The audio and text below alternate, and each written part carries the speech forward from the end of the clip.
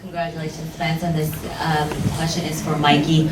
Were you surprised by Spence's power? Look, he's got power. He does have some power. I felt like I was blocking a lot of the shots early on, and I was trying to give him trouble by not landing shots. But then he started picking up the pace a lot more, and it was hard for me to keep up that defense. So shots started coming through. Like I said, I know one point that he hurt me and stunned me like that. But he does have power. I felt good though. I felt strong also. I felt like I could also hurt him possibly, but it just wasn't there. He was slick and he avoided getting hit. And by the time I would try to come back, he had more punches on top, and it was a good fight. He put up a very good fight. Errol, I remember you told me in our interview that you were going to surprise people because you do box. You are a well-rounded fighter. Going back to that, Mikey, were you surprised by that he could actually have the angles? He had ring IQ. He was not just a brawler, he was also a boxer. No, I wasn't surprised. I know he has all the skills. Like I said before, he reminds me of myself a lot, because he does everything very well. Very good footwork, good speed, distance, timing, he does it very well. And he had an answer to every adjustment that I tried to do.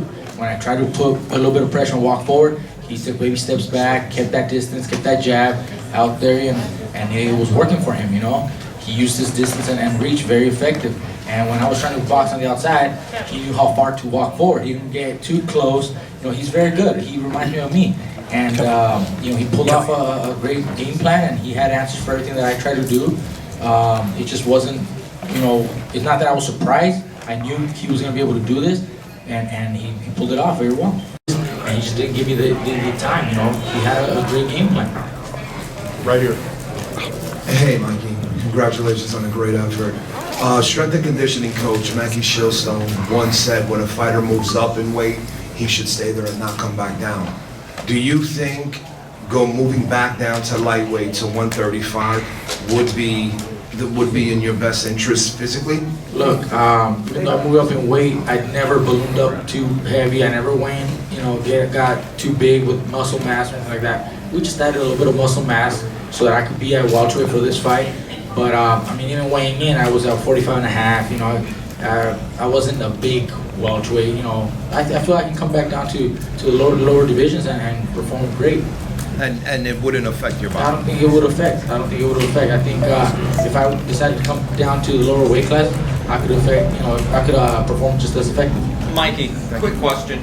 Was there any time during the fight, as Errol is starting to really come on, that you said to yourself, "Boy, I'm really not a welterweight"? No. It wasn't never that moment, or that thought. He just had a lot of endurance, and then he gave, that strength, the size. Obviously, was giving me trouble.